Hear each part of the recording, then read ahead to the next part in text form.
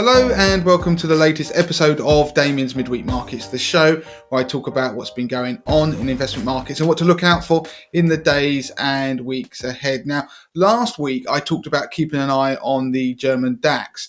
And firstly, as a broad measure of European equity sentiment, the DAX has mostly traded sideways since my last show in a relatively tight range and is down less than 1% since this time last week. And now that is either a sign that the recent rebound in the German DAX and European equities more generally is pausing for breath before the next leg higher, or it's running out of steam altogether. Now, it's a similar story with the S&P 500 over in America, albeit a slightly more positive one, as the index is up just over 1% since my last show.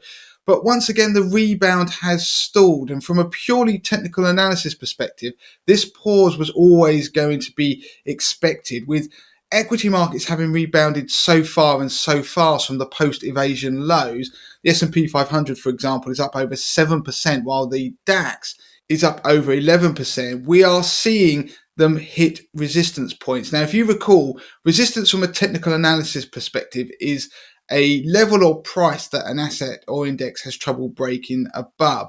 Now, these are relatively easy to spot if you look at the chart of any index. So for the S&P 500, for example, that level has been 4,100, while for the DAX, it's struggled to break above 14,500. And both levels have been tested, but so far have proved too difficult to crack. If either threshold is breached to the upside, then the rebound will likely have further to run. Furthermore, both of these levels lie just above their respective indices 200-day moving average. Now, if you recall, a close back above these levels would be seen as bullish, while remaining trapped below the 200-day moving average is generally considered a bearish sign. But while equity markets may have stalled for a time, or until at least we find a catalyst or encounter a catalyst that sparks a move higher or lower on equity markets, many analysts are actually scratching their heads to try and work out why equity markets have proved so resilient. I mean, particularly when you consider the economic backdrop hasn't changed. We've got rising inflation, signs of slowing economic growth. I mean, the war in Ukraine is still raging, although UK media reports suggest the Russian advance has stalled. But we've also got central banks tightening and raising interest rates. So they're tightening monetary policy. And in particular, I'm talking about the Federal Reserve in America and also the Bank of England. But we've also got the ECB implying that they're going to do it, even though they are one of the more dovish central banks. But rather than equity markets faltering, which they've done previously at even the hint of tightening of monetary policy, they've continued to show signs of strength, even in the face of rising commodity prices. And just to reiterate that, the price of a barrel of oil, that's Brent crude, is back above $100. Now, whether it's complacency or justified confidence from equity markets, the bond market has done anything but stall this week. In fact, following last week's Federal Reserve meeting and a series of hawkish soundbites from Jerome Powell, who's the chair of the Federal Reserve, he essentially said that the Fed would tighten monetary policy as fast as it needed to. We saw the 10-year US Treasury yield accelerate higher, hitting 2.41%, which is up from the 2.2% we saw last week. Now, this was the highest level in 3 years. And don't forget that when bond yields rise, it means that the value of the bonds fall. But it's not just a US phenomenon. The FT reported that the Bloomberg Global Aggregate Index, which is a broad gauge of government and corporate bond levels around the world, has fallen over 11% since the peak in January 2021.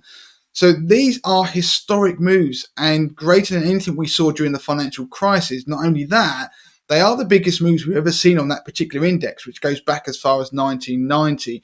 It means that the bond portion of any portfolio has been hammered in 2022. Not only that, but on a number of occasions this week, we've seen bond and equities move in sync. So when equities have tumbled, so have bonds and vice versa. Now that's not normal. Now, the bond market is clearly still wrestling with the idea that central banks are about to begin tightening monetary policy aggressively.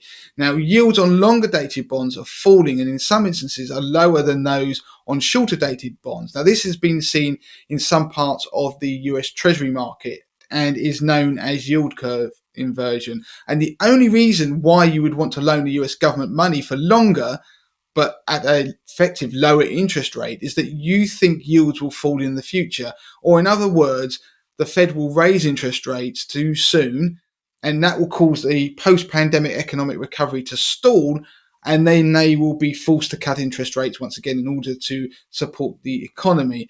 So in other words, the Fed is about to make a huge policy mistake if you believe what the bond market is saying. Now, the moves in bond markets this week suggest that the school of thought is becoming even more entrenched that the Fed will make a mistake along with other central banks around the world. And with so much uncertainty, it's as if bond and equity investors are driving into fog.